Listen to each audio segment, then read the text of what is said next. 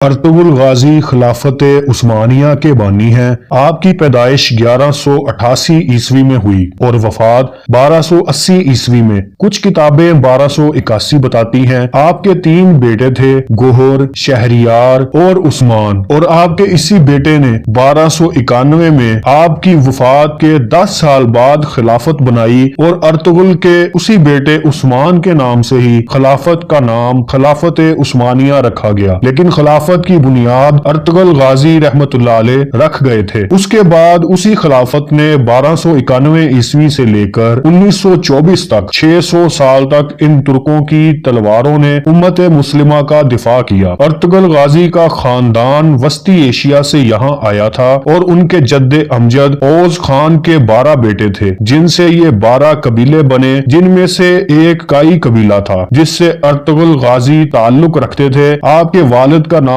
سلیمان شاہ تھا۔ Ertugrul Ghazi کے 3 اور بھائی تھے، سارم، زلجان، گلدارو۔ آپ کی والدہ کا نام ہائمہ تھا۔ آپ کا قبیلہ سب سے پہلے وسط ایشیا سے ایران، پھر ایران سے اناطولیہ آیا تھا، منگولوں کی یلغار سے بچنے کے لیے، جہاں سلطان علاء الدین جو سلجوق سلطنت کے سلطان تھے، اور یہ سلجوق ترک سلطنت سلطان الپ ارسلان نے قائم کی تھی۔ 1071 میں بازطین کو اسی سلطان علاء الدین کے سائے تلے یہ 12 قبیلے اوغوز خان رہتے تھے اور کائی قبیلے کے سربراہ ارطغرل غازی بنے۔ اپنے والد سلیمان شاہ کی وفات کے بعد سب سے پہلے اہلت آئے، پھر اہلت سے حلب گئے۔ 1232 جہاں سلطان صلاح الدین ایوبی کے پوتے العزیز کی حکومت تھی، سب سے پہلے ارطغرل غازی نے العزیز سے دوستی کی، پھر سلطان علاء الدین کی بھانجی حلیمہ سلطان سے شادی، جس سے آپ کے 3 بیٹے ہوئے۔ آپ نے ایوبیوں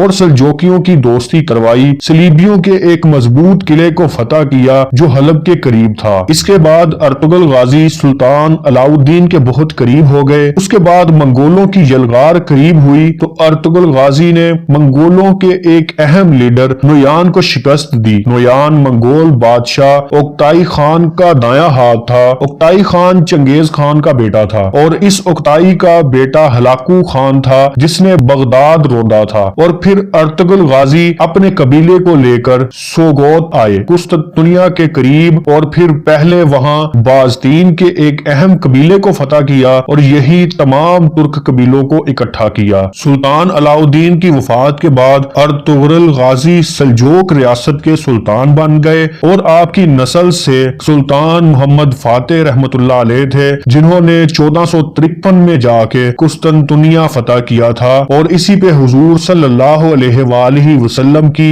پیشن گوئی پوری ہوئی۔ تاریخ میں ارطغرل غازی جیسے جنگجو بہت کم ملتے ہیں، لیکن افسوس کہ ہماری نسل ان کو جانتی ہی نہیں۔ تاریخ اٹھا لیں، اسلام کے آغاز سے لے کر اب تک آج بھی اگر کوئی اسلام کے لیے اور امت مسلمہ کے لیے کوئی ڈیوٹی کر رہا ہے تو ان کا کوئی نہ کوئی روحانی پہلو ضرور ہوگا۔ اس جنگجو ارطغرل غازی کے پیچھے اللہ پاک نے اور حضور صلی اللہ علیہ وآلہ وسلم کے فیضان سے جن کی ڈیوٹی لگائی گئی تھی وہ شیخ محی الدین ابن العربی رحمت اللہ علیہ تھے، جو اندلس سے ارطغرل غازی کی روحانی مدد کو پہنچے تھے۔ حضور صلی اللہ علیہ وآلہ وسلم کی خوبصورت حدیث شریف ہے کہ مومن کی فراست سے ڈرو کہ وہ اللہ کے نور سے دیکھتا ہے۔ یہ کوئی جذباتی یا مبالغہ آرائی نہیں ہے، یہ سب وہی سمجھ سکتا ہے جس کو یہ روحانیت کا نور ملا ہو۔ اللہ پاک ارطغرل غازی کا رتبہ بلند فرمائے اور ہزاروں رحمتیں ہوں ان پر۔